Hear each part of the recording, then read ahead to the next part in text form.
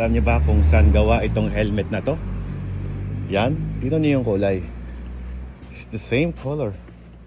Kamukhang kamukha niyan, no?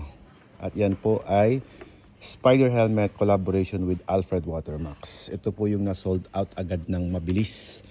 Ayan guys, kamukhang kamukha niyan. Yung bike na gamit ko dito ay ito. Si Michelle. Yan, Alfred. Look at that. Ang ganda, di ba? Yung mga naka-avail ng helmet na yan, it's a very limited edition. 400 pieces lang ang ginawa niyan sa Pilipinas. Hindi na nagawa sa ibang lugar. Ayan. Thank you so much, Spider Philippines, for making this helmet possible. Ano kamukha adventure to the max talaga naman. From Philippines to Thailand. Ayan. So guys, yung mga motor natin. Okay, get up na and let's take our breakfast.